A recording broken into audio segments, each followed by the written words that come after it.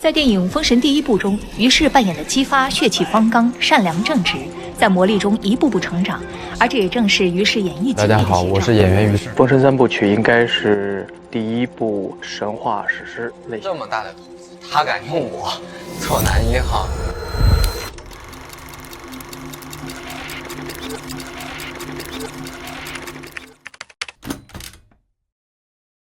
1996年，于适出生在辽宁陵园。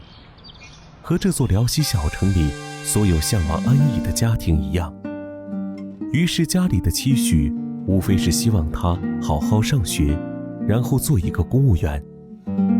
但小于适很早就展现出了出格的一面。从小就特别叛逆，就是我就想干自己干的事儿。所以其实我在上初中那会儿，其实我学习挺好的，但是我就是喜欢体育。那会儿我记得我看刘翔，哇，我觉得做运动员可以为国争光，我觉得这件事情太酷了，我很想做运动员。2008年，13岁的于适向父亲要求要离开家乡，独自去往另一个城市，参加篮球青少年训练。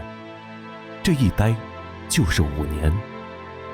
5年间，他在篮球训练中度过1年4季，每半年他就会送走一批人。于是说，半年是一个节点。很多人会觉得待了半年，觉得这和想象的篮球梦不一样。毕竟训练生活总是和规律以及枯燥这样的形容词相关联的。但在于适这里，他选择用会伴随我一生的意志品质来形容这段岁月。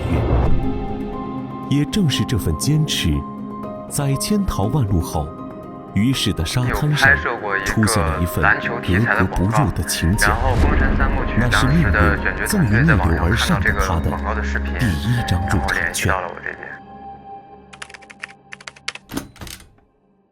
小时候喜欢看电影，喜欢李连杰还有成龙大哥的动作片。长大后有多大的概率成为一名出色的电影演员？我希望成为一个很出色、很合格的演员。于适参加过选秀，也在综艺里打过酱油，差一点成为了韩国男团的一员。2014年，彼时高中刚毕业的于适，在综艺里还有些害羞，笑着说自己的梦想就是可以是希望被让很多人喜欢我，而《封神》是于适梦想成真的起点。今天是8月23号，是科比的生日。看，我的偶像，也是我开启《封神》的第一天，很开心，很期待之后的拍摄。我对自己还是有信心的。2018年8月，新疆江布拉克的麦田，日出时分，众人在等一片晨光。这是《封神》第一部开拍的第1场戏。于适骑坐在马上，被摄像机围着，身后是导演、摄影指导以及剧组其余工作人员忐忑的审视。在此前，他去剧组参加面试，几乎都以石沉大海收尾。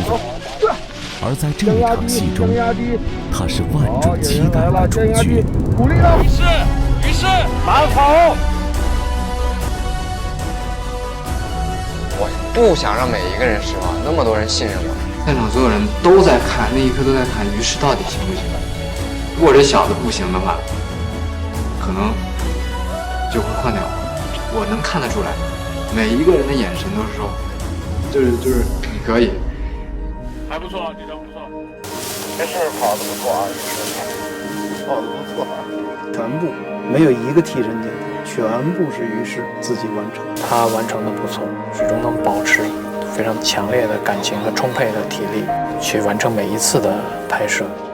还有许多对于适相似的认可。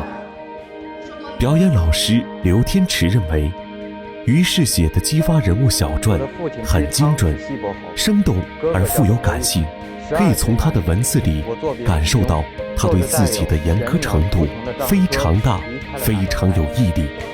骑射教练伯尔尼在离开剧组后，把自己的弓箭赠予于适，叮嘱他 And remember that an arrow can go only one way, forward. 那个攀岩那个激发那个头顶挂到墙上那个这个礼物对于我来说，已经不是开心那么简单了，就是很感动。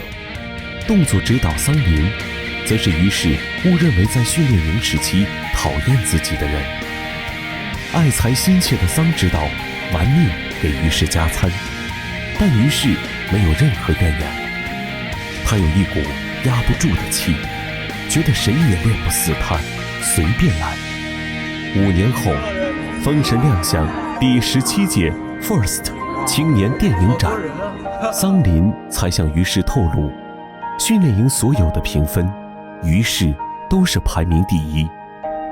但那年还是21岁的于适，他的青春和汗水被浓缩在光影交织的3部曲里，也在此后等待的日子与他遥遥相望。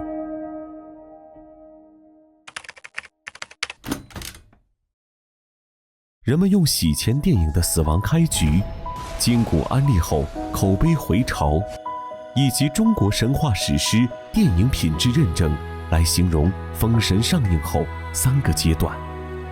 也在这社交舆论有迹可循的转变里，越来越多人注意到了这个卷生卷死、技能点堆满的于适。他会打篮球，人送外号3分雨。他自封神杀青后钻研骑射，甚至能去剧组做指导，差一点要代表中国队参加国际比赛。他为了新剧提前半年学习了哈萨克语，在牧民家里采风，在夕阳下骑马牧羊，耳边是风声簌簌。他和小时候一样热爱音乐，百忙之中会八谱弹唱。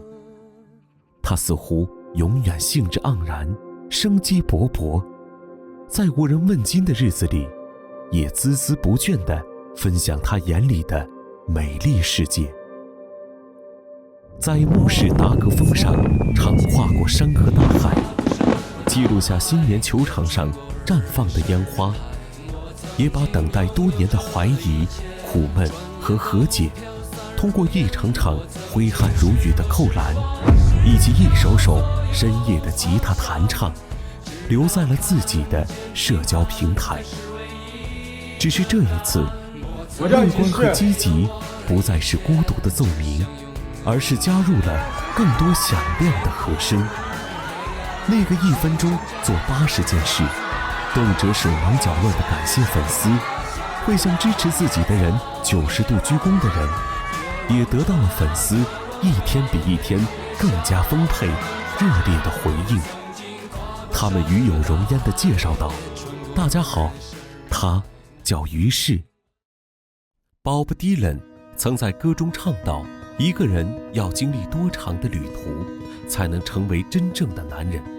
这是一个无比提振的故事，关于心怀演员梦想的于适如何从屡屡被拒的非科班，最终成为大制作电影的灵魂主角。因伤王家士为激发。你能不能在你最难、最累的时候，能不能突破自己，咬牙咬，坚持过去？这个行业我还是有热爱的，哪怕经历了这么多的坎坷，包括心理上的那种煎熬，我回头想想，我还是非常热爱表演的，它能给我带来很多满足感。明天会更好，真好。当你翻开名为于适的这个故事，也许会被开头漫长枯燥的等待篇幅劝退，但在渐入佳境的叙述里，更具力量的注释是：生命是一段又一段值得体验的篇章。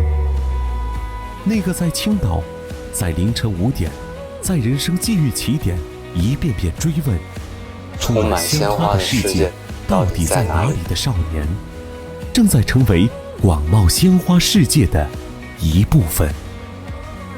他如此坚韧，又如此真挚，仿佛身体力行地告诉着越来越多将目光投注在他身上的人们。人生的栽种和收成，不在春秋，而在日日夜夜里，我们直面的那个自我。4个月，说快也快，说慢也慢，没想到一下就过了。到了这一天，有点不敢想象。唉，都是眼泪，多了咱不说，明天见，封神大卖 ，OK，